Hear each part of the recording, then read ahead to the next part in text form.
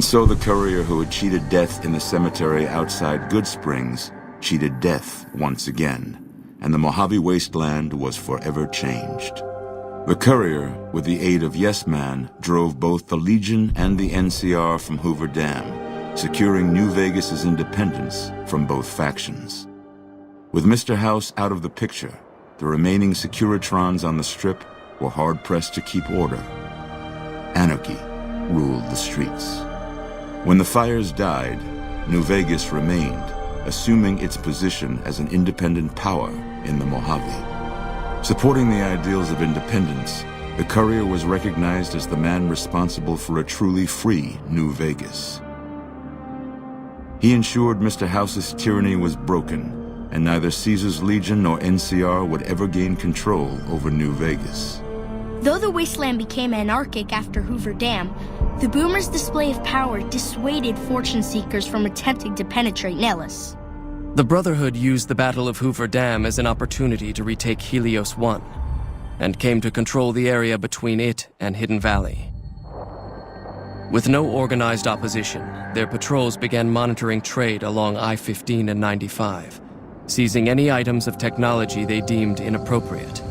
Their leaders destroyed by the courier, the fiends scattered throughout the wasteland.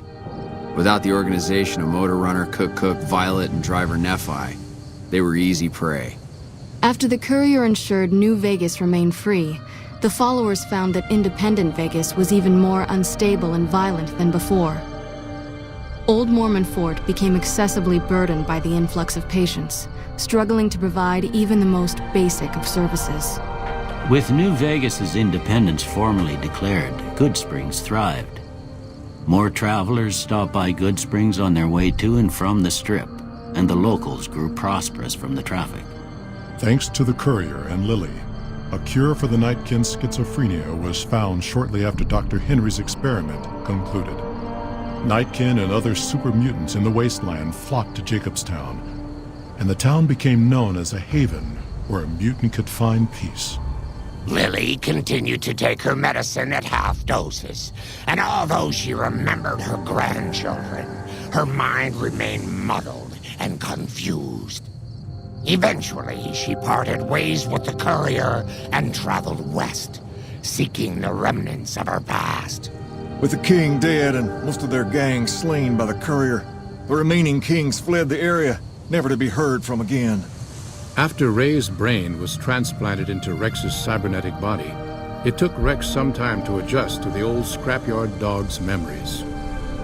Eventually, Rex's mind settled peacefully, melding his own memories with that of long travels with old Lady Gibson.